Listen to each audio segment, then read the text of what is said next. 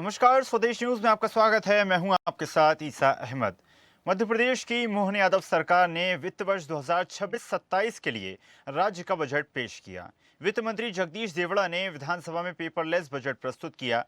Doctor Mohan Yadav सरकार का यह तीसरा और बतौर वित्त मंत्री जगदीश देवड़ा का 7वां बजट रहा। वित्त मंत्री जगदीश देवड़ा ने कहा कि निश्चित रूप से बजट जनता का बजट है, जनता के लिए बजट है और पूरी तरह से जनता को समर्पित बजट है। नारी, युवा, किसान और गरीब को स्तंभ मानकर बजट तैयार किया गया है। ये बजट विकसित भारत 2047 के पीएम मोदी के संकल्प को आगे बढ़ाने वाला विकसित मध्य प्रदेश को समर्पित बजट है। मुख्यमंत्री डॉक्टर मोहन यादव के नेतृत्व में मध्य प्रदेश सरकार ने वर्ष 2026 का बजट पेश करते हुए किसानों, मजदूरों, महिलाओं और युवाओं को केंद्र में रखा है। बजट में 1 लाख सोलर पंप, श्रम विभाग के लिए 1335 करोड़ रुपए, 11,277 जनजातीय गांवों के विकास, ग्रामीण कनेक्टिविटी, छात्रवृत्ति योजनाओं और महिला कल्याण के लिए 1.27 लाख करोड़ से अधिक के प्रावधान की घोषणा की गई। बजट में कृषि, सामाजिक सुरक्षा, नारी सशक्तिकरण पर विशेष फोकस दिखाया गया है। बजट में बताया गया कि गरीब को केवल आय से नहीं बल्कि बुनियादी सुविधाओं से जोड़ा जा रहा है। भारतीय अर्थव्यवस्था मोदी जी के नेतृत्व में सुधरी है। हमारी सरकार का उद्देश्य है हर हाथ को काम देना। वित्त मंत्री जगदीश देवड़ा ने कहा कि 2026-27 में विश्व की सबसे तेजी के साथ बढ़ने वाली अर्थव्यवस्था भारत होगा। ऐसे में मुख्यमंत्री डॉक्टर मोहन यादव के नेतृत्व में मध्य प्रदेश भी लगातार आगे बढ़ रहा है। प्रति व्यक्ति आय बढ़ाने के लिए भी लगातार प्रयास किए जा रहे हैं। प्रदेश की विकास यात्रा में क्षेत्रीय संतुलन को भी जोड़ा जा रहा है। मुख्यमंत्री डॉक्टर मोहन यादव ने कहा कि बजट सर्वस्पर्शी, समावेशी, समृद्ध मध्य प्रदेश के लिए बजट है। बजट में सभी वर्गों को ध्यान में रखकर तैयारी की गई है। वित्त वर्ष 2026-27 का बजट मध्य प्रदेश की समृद्धि का सूर्योदय होगा। निश्चित ही जनाकांक्षाओं की नई अभिव्यक्ति देने वाला ये गरीब के विश्वास, युवा के भरोसे, महिलाओं के सशक्तिकरण और अन्नदाता के उत्थान का बजट और मध्य प्रदेश को नई गति देने वाला बजट है। सरकार ने 2047 तक राज्य की अर्थव्यवस्था को नई ऊंचाइयों पर ले जाने का लक्ष्य रखा है। और खास करके माननीय प्रधानमंत्री ने जो 4 शब्द दिए हैं, गरीब, महिला, युवा, किसान, जिसको ज्ञान करके देते थे, इसमें इस वर्ष हमारे वित्त मंत्री द्वारा खास करके आई भी जोड़ा है। तो ज्ञान से ज्ञानी के मार्ग पर है। I for industry, I for infrastructure, जिसके लिए पर्याप्त रूप से हमारी सरकार ने प्रबंधन किए। देश के अंदर पहला ये बजट है जो एक तरह से रोलिंग बजट है। रोलिंग बजट के आधार पर हम अपने इस राज्य के अंदर आने वाले 2 वर्ष का भी एक खाका खींच करके इस साल के बजट से अगले साल तक के बजट को जोड़ करके जो हमने विकास का पैमाना बनाया है, अमृतकाल 2047 तक और क्रमशः चरणबद्ध हर 5-5 साल में अपनी राज्य की ग्रोथ लगातार बढ़ती जाए। इसी सिलसिले में बजट 2026-27 का आज का बजट जो विनियोग 4,38,317 करोड़ का है, जिसमें 2026-27 में राज्य का सकल घरेलू उत्पाद 18,48,274 करोड़ का अनुमानित है। 2025-26 में पुनरीक्षित अनुमान जो इसकी वृद्धि है ये 10.69% की वृद्धि है। इसमें प्रति व्यक्ति आय 2024-25 की तुलना में 25-26 में 9% की ग्रोथ हुई है। 2026-27 में पूंजीगत व्यय राज्य के सकल घरेलू उत्पाद का 4.80% अनुमानित है। सकल राज्य घरेलू उत्पाद से राजकोषीय घाटा 3.87%। सामान्यतः ऋण सीमा ये 3% की होती है और हमारे पास इस सीमा के अंतर्गत अतिरिक्त ऋण सीमा 0.87% की है। ऐसे में हम इस दायरे के अंदर राज्य के अंदर पूरे देश के अंदर भारत सरकार की गाइडलाइन के अंदर ही अपने बजट को रख करके आगे बढ़ रहे हैं। समृद्ध मध्य प्रदेश, संपन्न मध्य प्रदेश, सुखद मध्य प्रदेश और सांस्कृतिक मध्य प्रदेश। बगैर संस्कृति के हमारा राज्य अधूरा है और सुखद संपन्न से हमारे राज्य के अंदर गरीबी से लड़ने का, युवाओं को हौसला दिलाने का और इसी आधार पर समृद्धि का मार्ग धारण करने का संकल्प हमारा है। अर्थात सर्वस्पर्शी, समावेशी विकास, सुशासन, पर्यावरण, पर्यटन और सांस्कृतिक पुनरुत्थान पर हमने इस बजट को फोकस किया है। आपने ध्यान दिया होगा, पिछले समय हमने समृद्ध मध्य प्रदेश 2047 का दृष्टि पत्र का लक्ष्य रखने का निर्णय किया है। कई प्रकार के विकास के काम करना है, इसके लिए हमने खासकर अधोसंरचना के लिए एक योजना का नाम दिया है द्वारका योजना। हमारी स्थानीय निकाय की ये योजना द्वारका, जिसके माध्यम से अलग अलग प्रकार के हेड में लगभग 5,000 करोड़ की धनराशि रखने का हमने इसमें प्रावधान किया है। जहां हमने पिछले समय ग्रामीण जनों को पट्टे दिए थे, उस पट्टे के बजाय लगभग 3,800 करोड़ की लागत से उनको मालिकाना हक देंगे। अब कई बैंकों में कई जगह ऋण के लिए या स्वामित्व के लिए आमतौर पर रजिस्ट्री का महत्व होता है, पट्टे को लोन लेने में अटपटा मानते हैं। मैं समझता हूं कि ये सबसे बड़ा निर्णय है, जिसके आधार पर हम मुद्रांक और पंजीयन शुल्क से ये जो किसानों को जो रजिस्ट्री कराई जाएगी, वो रजिस्ट्री का पूरा पैसा सरकार देगी और रजिस्ट्री उनके हक की होगी। विकसित भारत, आत्मनिर्भर भारत, इन सब बातों का समावेश करते हुए सबका साथ, सबका विकास, सारी बातों का ध्यान रखते हुए बजट बनाया है और आज बजट हमने प्रस्तुत किया है। जनता का बजट है, जनता के लिए है और पूरी तरह से जनता को समर्पित है।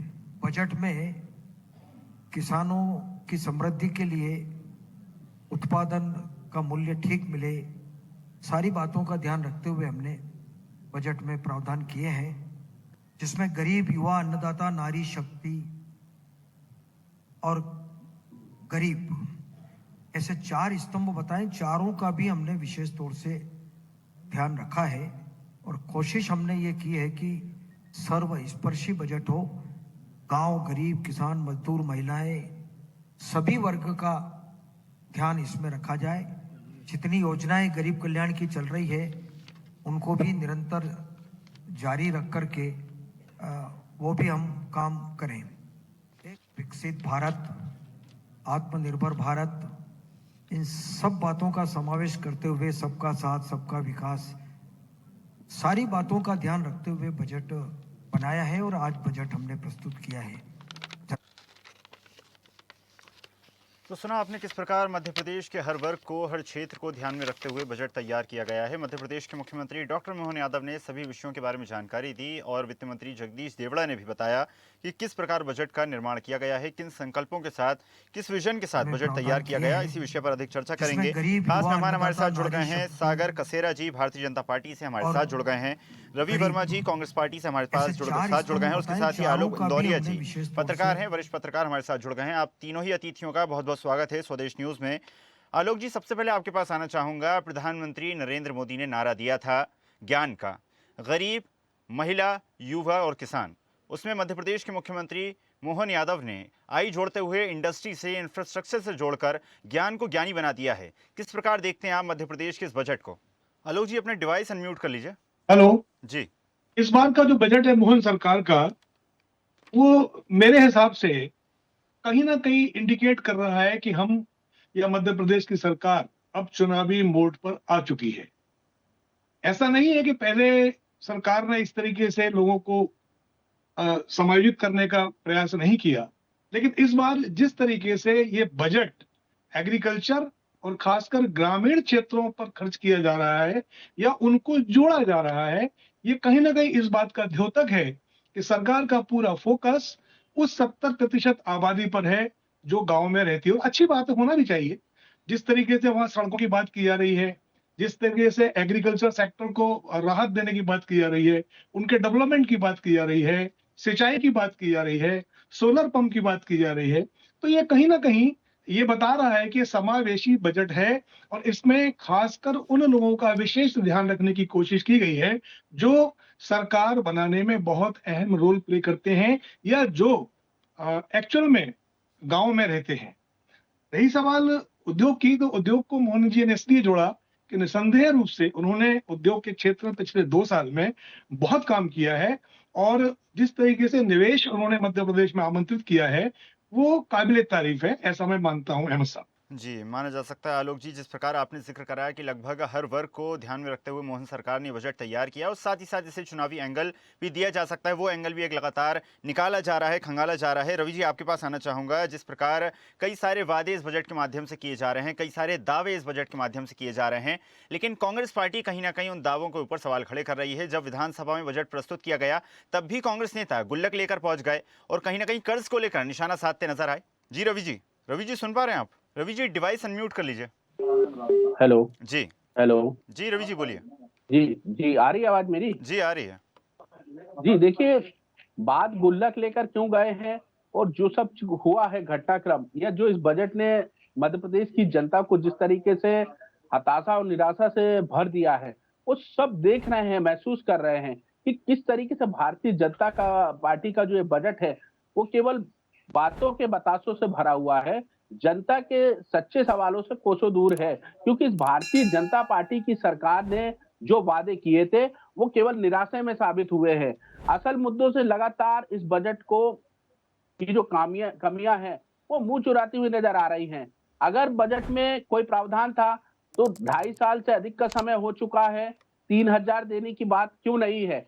जो समर्थन मूल्य की बात थी, वो क्यों नहीं है? ये सारी चीजें हैं। केवल लबो-लुआब ये है कि वादे हैं। उन वादों का क्या, जो पूर्व में भी किए गए, वो वादे कहीं पूरे होते हुए नहीं दिख रहे हैं। तो जिस तरीके से भारतीय जनता पार्टी की अय्याजखोर सरकार ने मध्य प्रदेश की जनता को कर्ज के तले और दबोने का काम किया है, तो ये गुल्लक वो संकेत है कि ये जो खजाना है, ये आपका निजी खजाना नहीं है, ये जनता का खजाना है। अगर वास्तविकता में कुछ कर सकते हो, तो जनता के लिए कर लो, वरना गद्दी छोड़ दो। जी, सागर जी, सुना होगा आपने रवि जी की बातों को काफ़ी ज़्यादा ध्यान से, और जिस प्रकार रवि जी कहते नज़र आ रहे थे, और इसी प्रकार की बातें कांग्रेस पार्टी ने सदन के अंदर भी की और सदन के बाहर भी इसी प्रकार के लगातार सवाल उठाए जा रहे हैं कि ये बजट जो है विकास केंद्रित नहीं है, बल्कि आगामी चुनाव केंद्रित है। जी।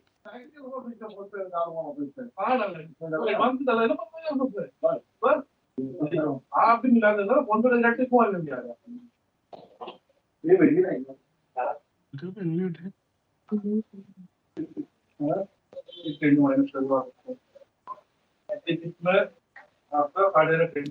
सागर जी, आपका डिवाइस अनम्यूट कर लीजिए, थोड़ा करीब होकर बोले आप माइक के।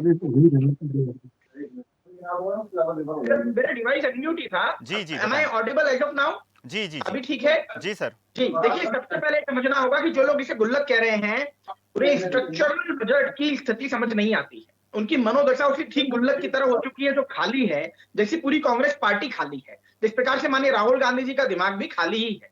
आज का ये जो बजट है, ये बजट राजस्व अधिशेष है, यानी कि सरकार रोजमर्रा के खर्च उधार से नहीं चला रही है। बजट में स्पष्टता से समझाया गया है।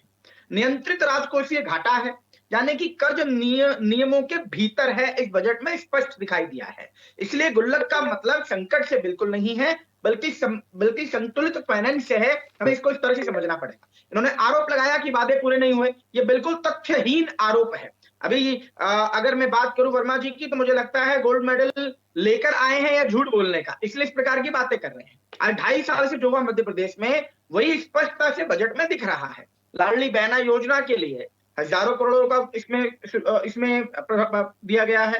किसान भुगतान और उपार्जन जो है, वो जारी रहेगा, इस प्रकार का बजट में प्रावधान है। माजरा टोला सड़क योजना जो है लागू होनी है। रोलिंग बजट और एमपीआई आधारित नई व्यवस्था है, जो इस बजट में स्पष्टता से कहा गया है। माननीय वित्त मंत्री जी ने स्पष्टता से कहा है, जो कहा सो किया है। बजट नई घोषणाओं की सूची के ऊपर चल रही योजनाओं की फंडिंग के विस्तार का दस्तावेज होता है, और इसीलिए यहां हमने 3,000 या एमएसपी की बात क्यों नहीं की, इस विषय को ऊपर करके। एमएसपी जो है केंद्र सरकार तय करती है, राज्य का यह विषय नहीं होता। सिर्फ भ्रम फैलाने का प्रयास जो है कांग्रेस किया करती है। राज्य का काम खरीद और भुगतान है, और रिकॉर्ड स्तर पर गेहूं धान उपार्जन हुआ है मध्य प्रदेश की सरकार में, और यही कारण है कि हम कृषि कर्मण्य के क्षेत्र में लगातार आगे बढ़ रहे हैं। इन्होंने मध्य प्रदेश को बीमारू राज्य बनाया था दिग्विजय सिंह शासन में। आज उससे ऊपर हम बेहतर और विकसित मध्य प्रदेश को भारत के ग्रोथ का इंजन बनाने की दिशा में आगे लेकर जा रहे हैं।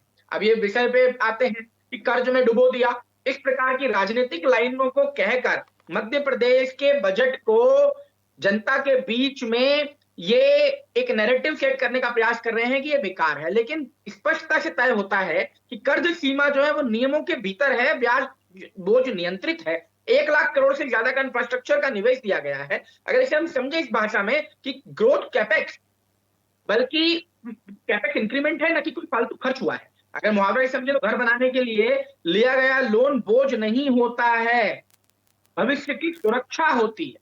तो जनता को क्या मिला?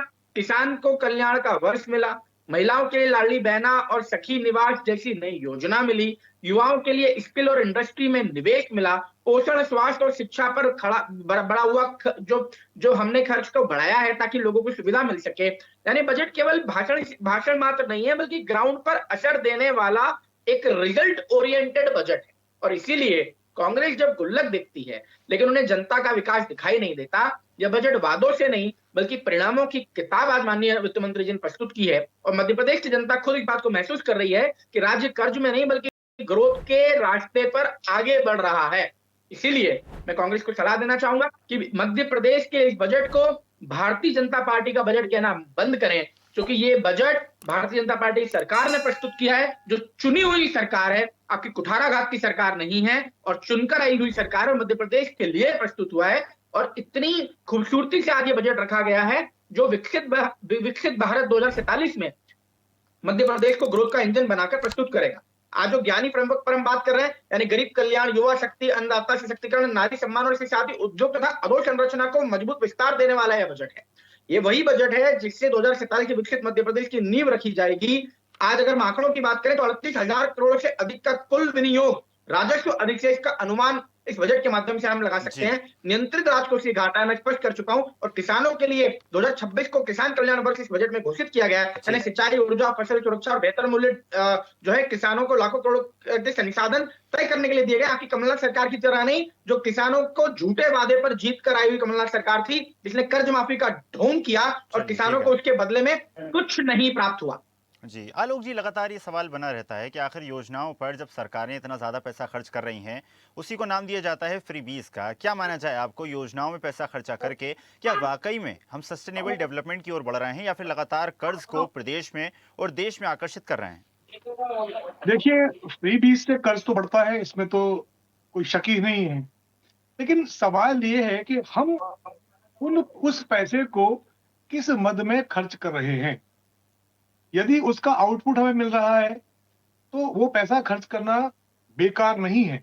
लेकिन यदि उसका आउटपुट हमें नहीं मिल रहा है, वो हमारे डेवलपमेंट में काम में नहीं आ रहा है, उससे हमारी अधोसंरचना का विकास नहीं हो रहा है या उससे रोजगार के अवसर सृजित नहीं हो रहे हैं, तो कहीं ना कहीं मैं इसे वेस्ट मानता हूँ। और इस प्रकार की चीजों पर रोक लगना चाहिए, क्योंकि ये कहीं ना कहीं हमारी व्यवस्था को पंगु बनाते हैं, आदमी को पंगु बनाते हैं और उसकी जो एक काम करने की क्षमता है उसको भी प्रभावित करते हैं। लेकिन इकोनॉमी को चलाने के लिए कई बार इस प्रकार के इन्वेस्टमेंट बहुत आवश्यक भी होते हैं ताकि इकोनॉमी रन कर सके। तो हो सकता है उसके मद्देनजर ये फ्री बीज का सिस्टम चलता हो। एमएसएफ जी बिल्कुल। रवि जी, सागर जी की बातों को आपने ध्यान से सुना होगा, उनकी सभी बातों का क्रमशः जवाब दीजिएगा। लेकिन साथ ही साथ मेरा सवाल भी ये है कि लगातार जिस प्रकार सरकार ने घोषणा की है कि किसानों के लिए ये वर्ष उन्हीं को समर्पित होगा, उनके जो है उत्थान के लिए कार्य किया जाएगा। किसानों के लिए सरकार ने सोलर पंप की घोषणा की है, लाडली बहनों को राशि दी जाएगी, सिंहस्थ के लिए जो है पैसा अलॉट किया गया है और साथ ही साथ जी राम जी को लेकर भी जो लगातार संशय बने हुए थे, माना जा सकता है सभी पर विराम लग चुका है। सरकार ने उसके लिए भी बजट की घोषणा की है। तो आखिर कांग्रेस पार्टी प्रोत्साहित क्यों नहीं करती इन सब चीजों को?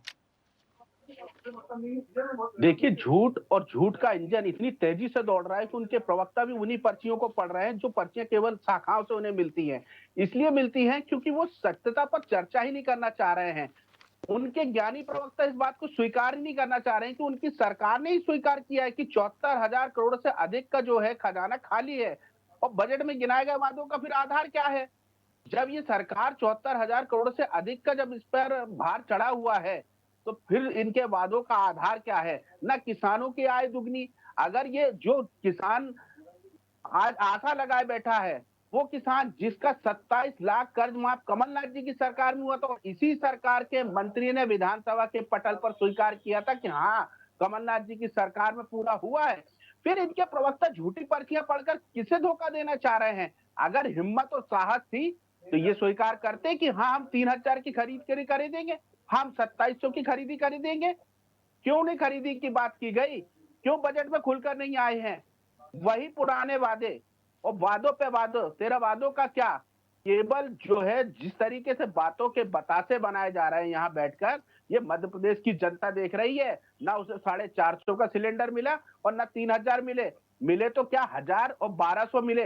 केवल चुनावी जुमला और चुनावी भाषण और चुनावी बजट ही है। अगर वास्तविकता के आधार पर सरकार की नीति और नीयत साफ होती तो सरकार ने 2.5 साल में वो वादे किए होते। अब भी केवल वादों के दम पर ये नैया पार करने की कोशिश है। तो ये भ्रमजाल भारतीय जनता पार्टी को मुबारक। कांग्रेस पार्टी ने जिस हिम्मत और ताकत के साथ इस सरकार को सदन में बेनकाब किया है कि जब सरकार कर्ज के दलदल में फंसी हुई है, ये एक अय्यासखोर सरकार है जिसके पास ना कोई विजन है ना ठिकाना है। क्योंकि सरकार ने पुराने बजट में भी क्या प्रावधान किए, पुराने बजट में भी क्या हुआ, उन बजट के आधार पर केवल सरकार ने बड़े बड़े लाव लश्कर टेंट तंबू लगाकर केवल जनता को गुमराह किया, गाड़ी कमाई को कर्ज के दलदल में धकेलने का काम किया है। सरकार ने नहीं कर पाई ना 2.5 साल में। अब और बजट लेकर आए हैं, कर्ज के जो ब्याज को भी चुकाने के लिए जो है इन्हें कर्ज लेना पड़ रहा है। ये सब स्थिति है कि ये अय्यासखोर सरकार किस तरीके से केवल जनता को और कर्ज के दलदल में कैसे धकेलना चाहती है। चलिए ठीक है, समय बाध्यता के चलते इस चर्चा को हम यहीं समाप्त करते हैं। आप तीनों ही अतिथियों का बहुत बहुत धन्यवाद जुड़ने के लिए और चर्चा में शामिल होने के लिए। तो मध्य प्रदेश का महाबजट बनकर तैयार है। कई सारी उम्मीदें, कई सारी आकांक्षाएं इस बजट में साफ तौर पर देखी जा सकती हैं।